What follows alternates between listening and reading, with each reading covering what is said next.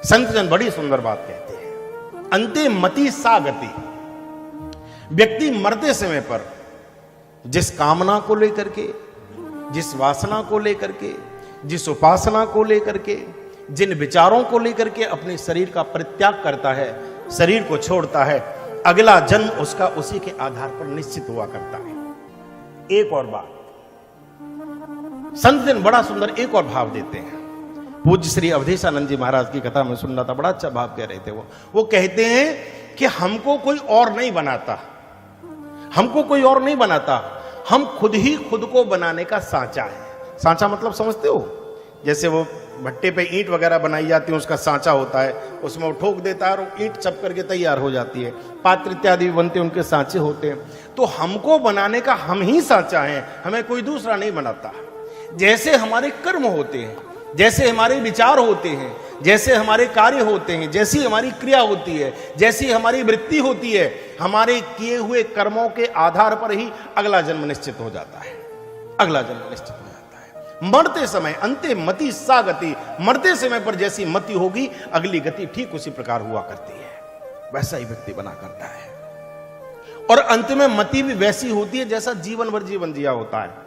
लोग कहते हैं अरे पूजा के लिए, भजन के लिए तो बुढ़ापे में कर लेंगे, अभी क्या है, अभी तो जवानी है, अभी तो जीने के हैं 4 दिन, अभी तो थोड़ी सी आनंद लेना चाहिए हमको, थोड़ा सा एंजॉय करेंगे, बुढ़ापे में कर लेंगे भजन। नहीं नहीं नहीं, फिर बुढ़ापे में भजन नहीं होता।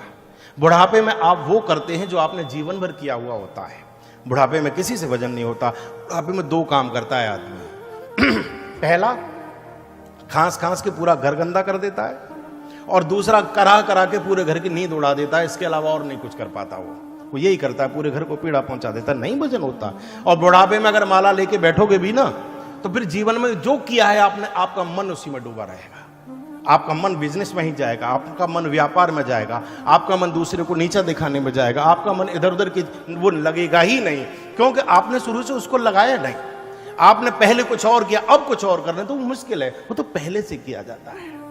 एक बड़े बूढ़े थे बाबा, तो मेरे ख्याल से लगभग 80, 85, 90 साल के। तो आपने देखा होगा जो बाबा होते हैं, दादाजी होते हैं, उनका नाती से बड़ा लगाव होता है, बहुत ज्यादा प्यार होता है, पुत्र से भी ज्यादा पुत्र का पुत्र प्यारा होता है।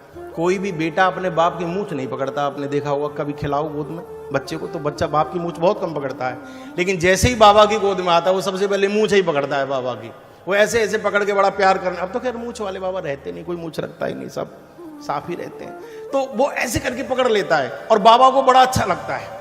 और नाती बहुत परेशान किया करता है, फिर भी बाबा को बड़ा आनंद आता है। और बेटा बहू मारे तो मारने नहीं देते दादा दादी, बहुत प्रेम होता है।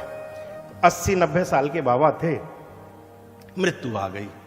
चारपाई पर लेटे हुए थे, बिल्कुल एकदम जा रहे थे, बिल्कुल जा रहे थे। तो घर वाले ऐसे खड़े थे चारपाई के चारों तरफ, वो बाबा तो जा रहे हैं। तो सब लोग देख रहे थे कि जा रहे हैं जा रहे हैं। तो इतने में नाती आ गया बाहर से भागता हुआ। तो उससे कहा पिता ने कि अरे तू पागल, बाहर घूम रहा है, थी बाबा जा रहे हैं, जल्दी से प्रणाम कर। तो उसने प्रणाम नहीं किया, पैरों की तरफ नहीं किया, सीधा बाबा के मुंह की तरफ गया, चारपाई के चेहरे। वो बोला बाबा, ओ बाबा। जो बाबा बहुत देर से बोल नहीं रहे थे, किसी दवाई से, इंजेक्शन से, किसी से भी नहीं बोल रहे थे, जैसे ही नाती ने कहा आकर के बाबा बाबा बाबा, बाबा ने बड़ी मुश्किलों से ऐसे धीरे करके आंख खोले, बोलो हो, एकदम बोल पड़े।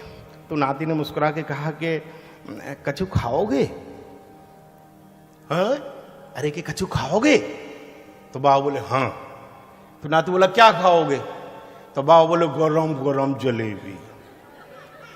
अब आप ही सोचो, जो मरने के लिए तैयार है और वो गरम गरम जलेबी मांग रहा है, तो अब आप बताओ कि अगला जन्म कहां होगा उसका? है हलवाई के यहां नहीं होगा, हलवाई की कढ़ाई के पट्टे के नीचे होगा, मेज के नीचे होगा। कढ़ाई कौन चाटेगा? पत्ती कौन खाएगा? डंडे कौन खाएगा? कुल्हड़ कौन चाटेगा? अंते मति सा गति, जैसी मति, जैसे विचारों को लेकर के शरीर छूटता है व्यक्ति का, अगला शरीर उसी के आधार पर मिला करता है। और अंत में वही सब याद आता है जो जीवन भर आपने किया हुआ होता है।